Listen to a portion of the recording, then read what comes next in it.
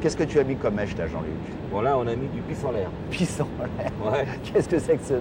C'est marrant, hein. Bon, pissenlit, c'est une appellation du terroir. Hein. C'est quand on va les chercher, si tu veux, ces coquillages. Bon, bah, quand on marche sur le sable à grande marée, tu vois, on voit des jets qui émergent à ça de hauteur des fois. Alors, comme voilà, les bébés qui... Voilà, c'est une appellation, quoi. Mais autrement, c'est le camaret, hein. C'est un bivalve. Alors tu vois, là, on a mis donc la trompe du bivalve en bas. Et au-dessus, toi, je vais utiliser la noix. Parce que la noix est très tendre et puis bon, ça tient moins bien l'hameçon, mais c'est très pêchant.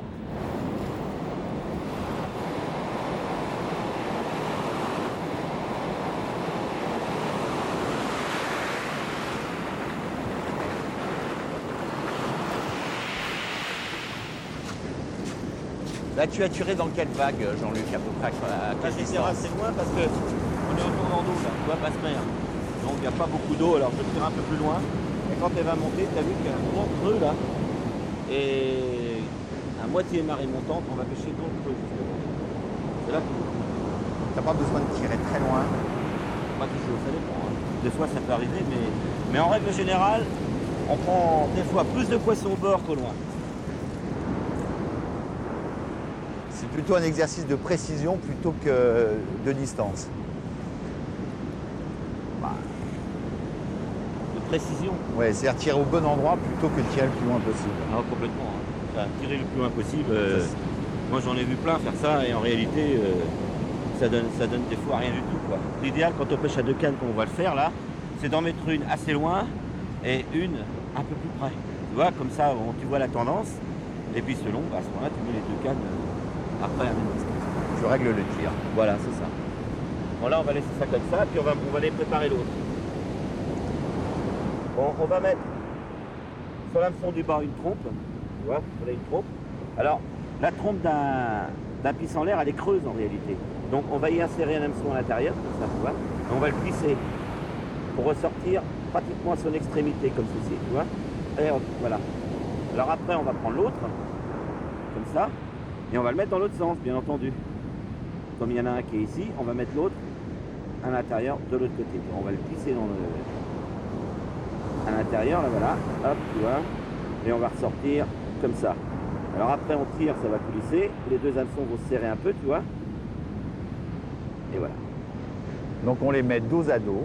Voilà, regarde ce que ça donne. Et par le fait du coulissement, ça resserre. Voilà, et puis on se bouge pas, et puis voilà, il y a un hameçon ici, un hameçon ici. Alors qu'il attaque d'un côté ou de l'autre, il y a de fortes chances qu'il se pique.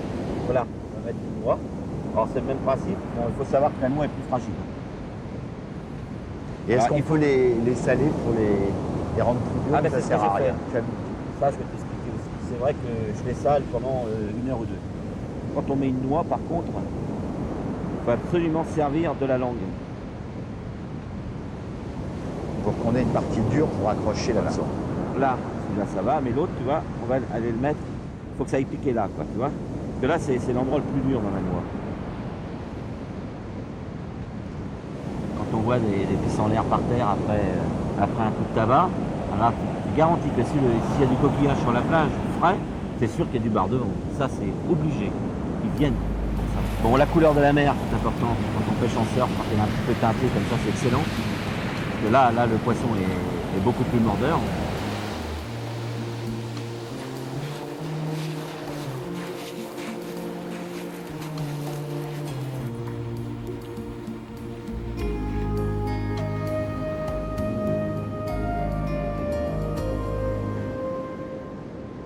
Alors là, on est sur la plage de Gavre, tu vois, qui rejoint, alors, Gavre, c'est là-bas, tout au fond, et ça rejoint la rivière d'Etel. C'est une immense plage, de plusieurs kilomètres de long. Et là, on est sur si tu veux, on est sur le bras qui rejoint Gavre. C'est la presqu'île de Gavre, tu vois. On est sur une espèce de langue, qui est entre l'océan et qui est entre la petite mer intérieure de Gavre, qu'on appelle donc la petite mer de Gavre. Voilà. Donc, canne de surf, pissenlit, Ouais. En cette saison-ci. bar. Voilà. Les poissons partent à peu près. Quel est le passage des poissons? Bah, ils longent la côte. Hein. Quand il y a une mer comme ça, de toute façon, ils longent toute la plage. Bon, ils ont une préférence des fois pour les alentours de cailloux quand même, ils aiment bien. Hein. Enfin, alors, on n'en rencontre pas beaucoup de cailloux, mais autrement, ils font toute la longueur comme ça de la plage, jusqu'à temps qu'ils trouvent de la nourriture, et là, après, ils stationnent. Et ils mangent. Donc là, la mer, tout à l'heure, nous avons pêché le début de la montante. Nous sommes en fin de montante. Voilà. Et le principe du surf, c'est de lancer et d'attendre. Voilà. Voilà. Là.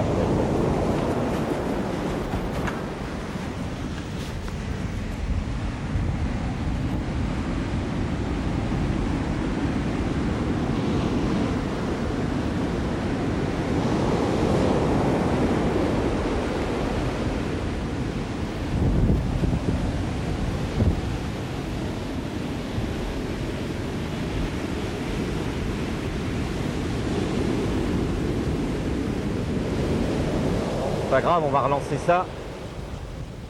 C'était une touche. Hein. C'était une touche.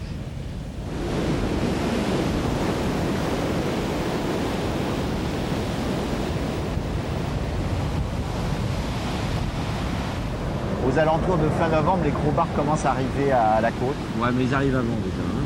En général, on peut s'attendre à faire des belles pêches selon les conditions à partir de mi-septembre. On arrive à faire des belles pêches. Quand il y a les vents d'ouest, quand la mer commence à bouger beaucoup, le gros bar arrive. Mais c'est vrai que moi, mes plus belles pêches, vraiment les gros bars, je les ai toujours fait au mois de novembre et au mois de décembre. C'est comme ça.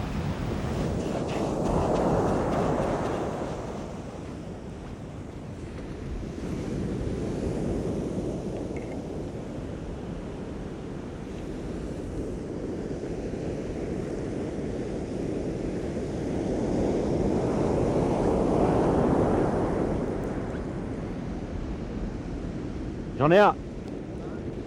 Ouais. Petit. Attends, il a peut-être décroché.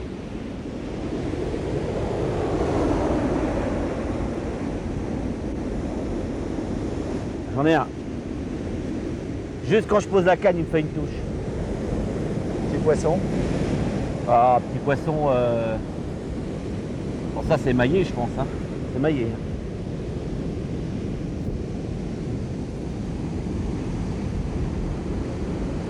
Ouais. Alors, tu vois, le risque, c'est de les perdre dans la vague, là. Voilà. Faut se rapprocher. Regarde, tu vois?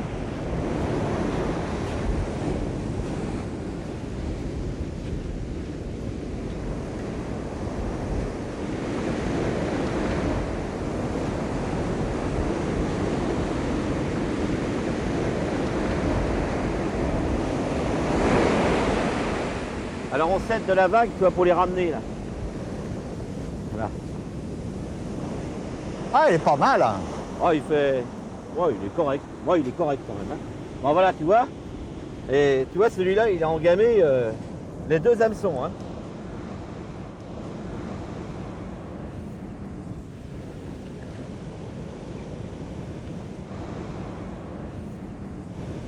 Bon, ça, c'est un bar de 800 grammes. Hein. 800-900 quoi. Tu vois, il a pris les deux hameçons. Hein. Il n'a pas fait une touche très méchante. Hein. Ah si, il a C'est été assez juste sec. au moment Juste où- posé ma canne, j'ai senti dans la canne, boum, comme ça.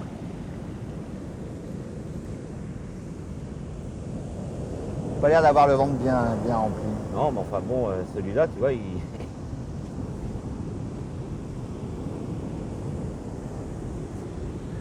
Ah oui, donc il est piqué avec un seul hameçon. Et qui est l'hameçon libre. Non, Ouais. avec... Non, avec l'hameçon... Ah si, Coulissant. avec l'hameçon libre. Avec celui qui coulisse. Ouais. Donc il était bien utile. Voilà, bah tout à fait. Hein. Eh ben c'était un bon début. J'y croyais plus tellement. Non, mais on va en faire d'autres normalement. Hein. La marée va être propice là. Hein. Là, on devrait... Bon là, je vais changer mon nylon parce que, toi, il est un peu vrillé, parce que le problème, c'est que quand il y a du courant, le nylon, il vrille, quoi. Il m'a pas l'air très gras là, le poisson. Oh, il est pas mal. Hein. Ouais, il est bien. 800 grammes, sympa. Oh, 800-900 quand même. C'est quand même le hasard de la pêche de voir au moment où tu prends la canne pour vérifier, Je l'ai senti. bam! J'ai senti parce que quand il a tiré, il a décroché le plomb.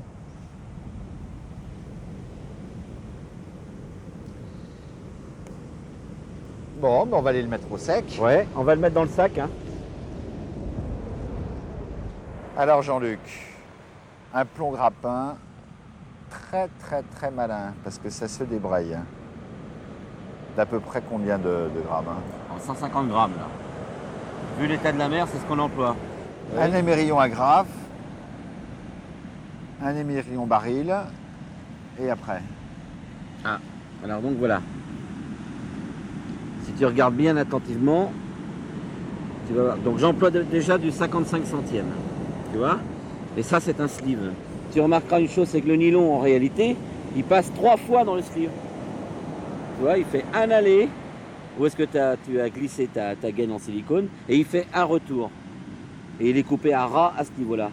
Et comme ça, c'est beaucoup plus costaud. Et on peut écraser. Pas de nœud, donc pas de faiblesse. Ah voilà, tout à fait. Parce que je peux te dire que ça, c'est costaud. Hein. Alors après, le montage, bon, il est toujours dans le même système. Bon, on voit un petit émerillon, bien entendu, qui tourne dans tous les sens. Parce que quand il y a une mer comme ça, il faut savoir que si tu ne fais pas des choses comme ça, t'en mêles sans arrêt. Donc on y met 2 petites perles phospho. Bon, des petites, des petites billes genre perles enfant pour faire des petits colliers, quoi, c'est sympa.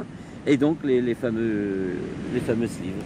Pas trop serré pour pas blesser le fil. Non, il n'y a pas besoin de serrer en plus. Il suffit d'appuyer légèrement avec une pince et ça bouge pas. Et tu vois, c'est costaud et ça casse pas. Donc on a mis un 35 centièmes. Bon, on s'est bien arrangé pour que la longueur de l'avançon ne dépasse pas celle-ci. Tu comprends? Vous n'arrivez pas à gêner celui-là. Alors la finition.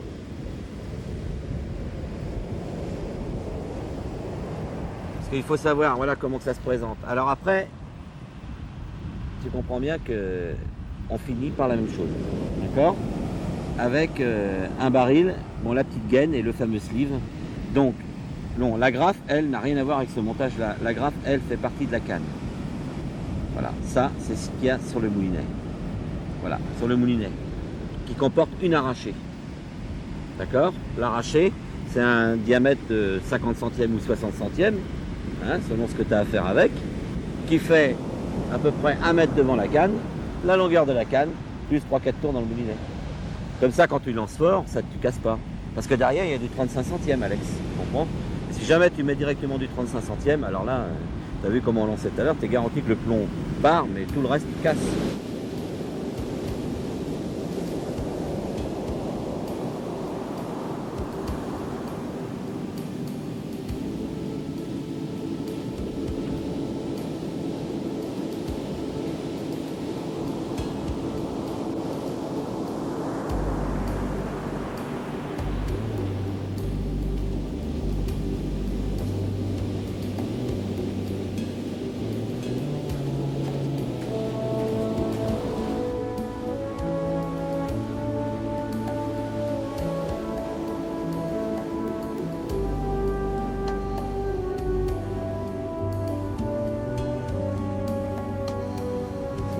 Non, on va rester encore un petit peu quand même.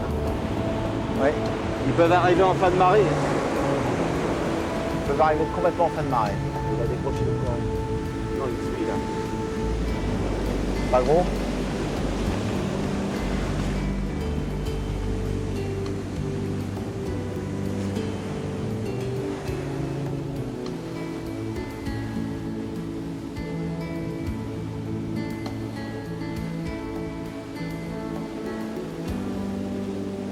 Ah, il est pas mal. Hein. Ah bah décidément, encore à la noix. Regarde-moi ça, tu vois qu'ils ont une préférence quand même. Ils sont un petit peu au-dessus du fond. Ou Bah, les autres ont mordu en bas, je crois, hein, mais bon, mais c'est la noix quoi. Apparemment, ils préfèrent la noix. Hein. Bon, attends, on va le dégrafer pendant que je vais en remettre une autre. Hein. Ça fait quoi, 800 grammes, 700 grammes? Oh non, c'est du 800 grammes ça quand même. C'est des jolis barres maillés. Hein.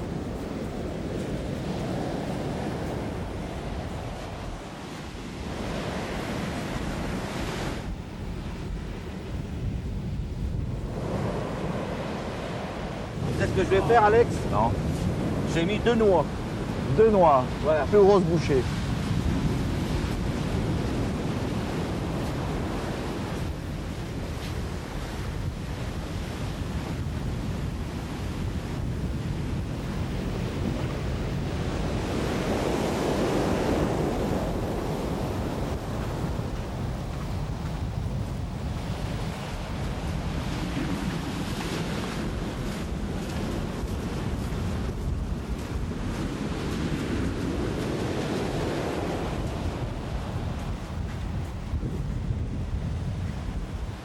que je voulais te dire, c'est que j'ai mis 2 noix, une sur les montages, quoi. J'ai pas mis deux noix sur le même Ah bon, banding, je comprenais non. pas, là.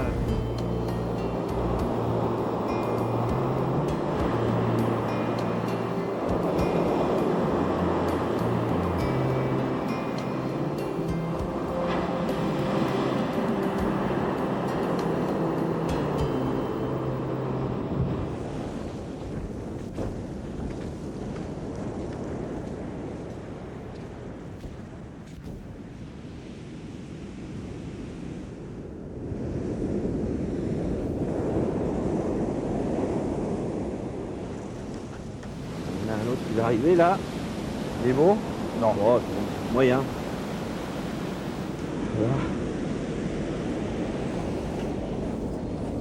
Voilà. Quand tu vois, quand on pêche en surfcasting, c'est pas comme au leurre. Quand le poisson arrive, t'as vu, il est fatigué. Hein. Ouais. Ils sont, en général, de cette taille-là, ils sont complètement crevés. Hein. Bah, ils se font rouler sur le sable. Ouais, bah oui, et puis tu parles avec le plomb déjà, ils ont tiré, ils sont asphyxiés aussi. Bon, enfin bon, bah, c'est du beurre correct. Hein. Bon, je vais remettre une. C'est toujours à la noix, t'as vu? C'est marrant, hein? Ils savent ce qui est bon. Bon, allez. Bon, celle-là, elle a pas grand-chose à. Non, ça peut encore pêcher, ça. Hein. Bon, on va regarder l'autre.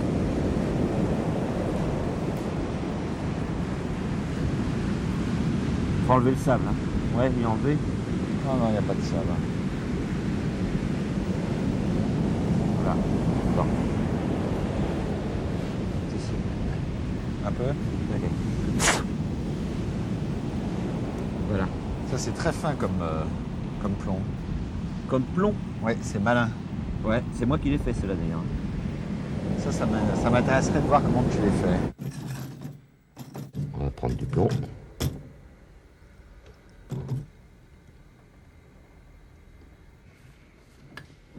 Voilà. Alors après, on tire. Parce que ça va se rétracter, donc il ne faut pas le laisser dedans. Oh, mais même non, on arrive à les avoir quand même. Hein. Mais bon. C'est plus facile comme Voilà. Et ensuite, voilà le plomb qui va apparaître. ça. Ouais, super. On va prendre la petite tige et puis maintenant on va les mettre donc dans leur logement. Voilà. Voilà. Alors moi j'avais fait un petit gabarit pour avoir une distance égale de chaque côté, ça c'est important. Alors on le replie comme ça, tu vois. Voilà. Voilà. Bon, il y a un petit peu de... Voilà. On va le replier. Voilà. Voilà. On va mettre les perles. Et toi, on les met dans leur logement. Comme ça, tu vois. Et voilà. Alors après, on débraye pour replier davantage, tu vois, pour lui donner un petit peu plus de rigidité. Et voilà. Voilà un plomb de surfcasting. Prêt à l'emploi. 1 franc. Voilà. Bon, alors le principe c'est simple, hein, on prend la rénicole, mais on la met pas avec toute telle qu'elle est là, tu vois. On coupe la queue et on l'ébrode comme ça, tu vois. On enlève les tripes. Voilà, comme ça. C'est beaucoup mieux parce que ça tient à l'hameçon et quand tu lances, ça reste sur l'hameçon. Parce que sinon, avec les liquides qui sont à l'intérieur, eh ben, ça se décroche. Ça s'en va. Avec la puissance du lancer. Bon, on va en mettre 2 par contre parce qu'elle diminue de volume automatiquement, quoi. Alors, on coupe au niveau de la queue de sable, tu vois. Hop, on ébrode et on le met. Et le dernier, si tu veux, on le coud. Tu vois, on le coud. Et de l'arrière vers la tête. Tu vois, hop, au bout de l'hameçon, c'est la tête. Parce qu'elle est un peu plus résistante que l'arrière. Donc ensuite, on descend le petit chapelet, puis voilà, c'est fait.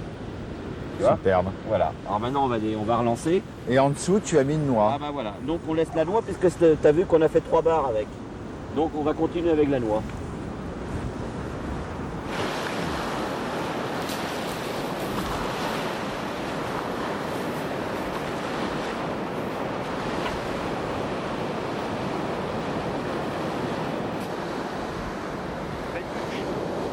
Ouais, ça a fait une belle touche. Ouais. Mais c'est un bar, hein, c'est évident. Bah, tiens, le voilà.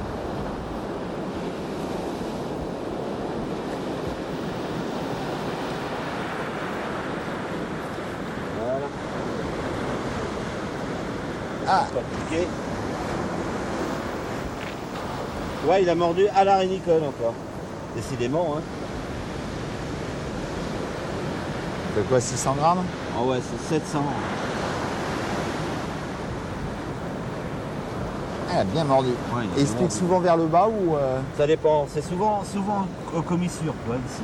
Commissure des lèvres. Hein. Bon. Bon, allez, on va rebalancer ça en vitesse. Des fois qu'il y aura un petit passage. Ah. Bah, c'est bien commencé la nuit. Le bar, c'est essentiellement des passages. Ah ouais, c'est des passages. Mais plus ou moins longs. Hein. Des fois, ils passent, mais ils restent longtemps. Hein. Et quand il y en a beaucoup, des fois, on a des passages réguliers, tu vois. On a un passage toutes les demi-heures ou un passage tous les 3/4 d'heure. Ouais, c'est comme ça. Donc là, on va attendre. On va... Ouais. La nuit, c'est le même principe de marée, c'est-à-dire que tu pêches à la montante. Là, non. Là, on a pêché fin du descendant, le tournant d'eau et le début de montant. Parce que ça, c'est bien. Même la fin du descendant, la nuit, c'est bien. Le poisson se prépare, il est là, il est tranquille, quoi. Le tournant d'eau est excellent parce qu'il commence à devenir actif. Et puis quand la marée repart, alors là, c'est le début, puis ils viennent. Petite touchette. Ah ouais, bah t'as vu, on a eu une petite touche là. Mais à mon avis, ça doit être minuscule. Hein. Un ringlin. Ah, sans doute un petit bar, quoi. Bah ouais, tu vois. Bon. Un petit bébé.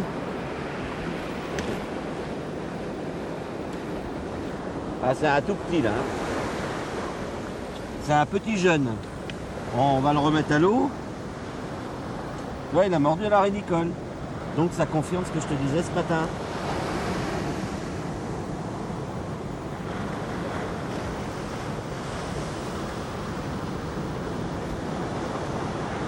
Eh ben allez.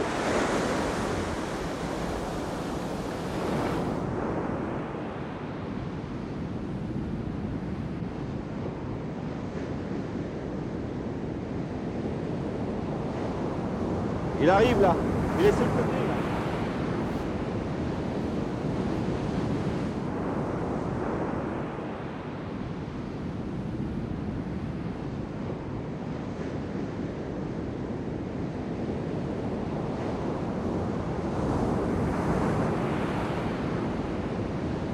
Voilà, et en plus Alex, t'as vu, c'est ouvert là. Donc on a eu raison d'aller en chercher. Hein. Un bon kilo. Oh non, non, il fait pas le kilo celui-là, il fait 500 quoi, 500-600.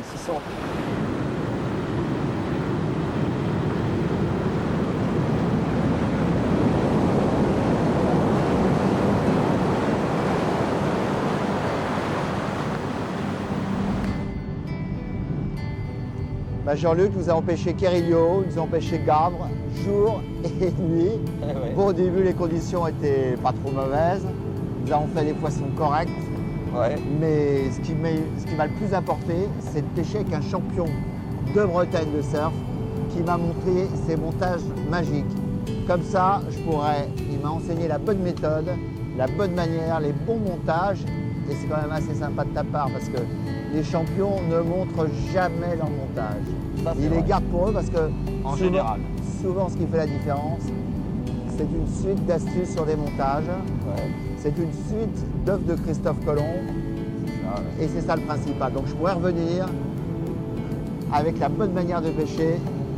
C'est vrai. Alex. Jean-Luc, contre Bon, la mer, contre les éléments, t'es jamais gagnant. on peut rien faire. À un moment, il faut s'arrêter. Voilà. Bon, je te dis à la prochaine. Alex, hein.